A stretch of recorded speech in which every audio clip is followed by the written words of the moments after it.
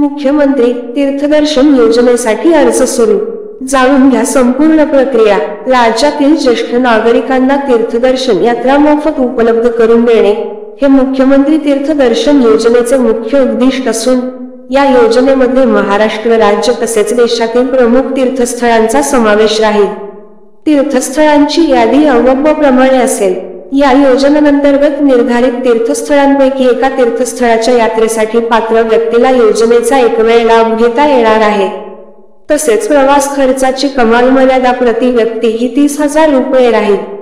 यामध्ये प्रत्यक्ष प्रवास, भोजन, निवासी सर्व बाबींचा समावेश असेल। या योजनेचा लाभ महाराष्ट्रातील 60 वर्षे व त्यावरील ज्येष्ठ नागरिकांना होणार आहे। योजनेच्या लाभार्थ्यांची पात्रता। लाभार्थी महाराष्ट्र राज्याचा रहिवासी असणे आवश्यक आहे। त्याची वयाची 60 वर्ष किंवा त्यावरील ज्येष्ठ नागरिक असावा आणि लाभार्थी कुटुंबाचे वार्षिक उत्पन्न 2.5 लाखापेक्षा जास्त नसावे। लाभार्थ्यांची निवड। प्रवाशांची निवड जिल्हा स्तरावर स्थापन करण्यात आलेल्या जिल्हास्तरीय समितीद्वारे केली जाईल। प्रत्येक ठिकाणच्या प्रवासासाठी जिल्हानिहाय कोटा निश्चित केला जाईल। त्यामध्ये अर्जदाराच्या संख्येसह त्या जिल्ह्याच्या लोकसंख्येच्या प्रमाणात अधिभार देऊन कोटा निश्चित केला जाईल। विहित कोट्यापेक्षा जास्त अर्जाच्या उपलब्धतेवर आधारित लॉटरीद्वारे लॉट्सचे संगणकीकृत ड्रॉ प्रवाशांची निवड केली जाईल। कोट्यातील 100% अतिरिक्त लोकांसाठी प्रतीक्षा यादी देखील तयार केली जाईल। अर्ज करण्याची प्रक्रिया। योजनेचे अर्ज पोर्टल, मोबाईल ॲपद्वारे सेतू सुविधा केंद्राद्वारे ऑनलाईन भरले जाऊ शकतात। त्यासाठी प्रक्रिया विहित केलेली आहे। पात्र ज्येष्ठ नागरिकांस या योजनेसाठी ऑनलाईन अर्ज करता येईल।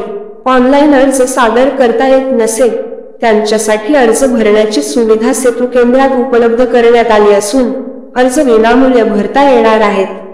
अर्जदाराने स्वतः तिथे उपस्थित राहणे आवश्यक असेल जेणेकरून त्या थेट फोटो काढता येईल आणि KYC करता येईल। यासाठी अर्जदाराने परिपूर्ण माहिती सोबत ठेवणे आवश्यक आहे। आवश्यक कागदपत्रे। मुख्यमंत्री तीर्थदर्शन योजनेसाठी आवश्यक असणारी कागदपत्रे ही योजनेच्या लाभासाठी ऑनलाईन अर्ज करावा लागणार असून लाभार्थ्यांचे आधार कार्ड, रेशन कार्ड असावे। महाराष्ट्र राज्याचे अधिवास प्रमाणपत्र। महाराष्ट्र राज्यातील जन्म दाखला। लाभार्थ्यांचे अधिवास प्रमाणपत्र उपलब्ध नसेल तर त्याऐवजी त्या लाभार्थ्यांचे 15 वर्षापूर्वीचे रेशन कार्ड, मतदार ओळखपत्र, शाळा सोडल्याचे प्रमाणपत्र, जन्म दाखला या 4 पैकी कोणतेही ओळखपत्र प्रमाणपत्र ग्राह्य धरण्यात येईल। सक्षम प्राधिकारी यांनी दिलेला कुटुंब प्रमुखाचा उत्पन्नाचा दाखला वार्षिक उत्पन्न 2.5 लाखापर्यंत असणे अनिवार्य किंवा पिवळे केशरी रेशन कार्ड धारक असावा। वैद्यकीय प्रमाणपत्र, पासपोर्ट आकाराचा फोटो, जवळच्या नातेवाईकांचा मोबाईल क्रमांक। या योजनेच्या अटी शर्तीचे पालन करण्याबाबतचे हमीपत्र। रेल्वे तसेच बस प्रवासासाठी एजन्सी तथा टुरिस्ट कंपन्यांची निवड करणे आवश्यक आहे।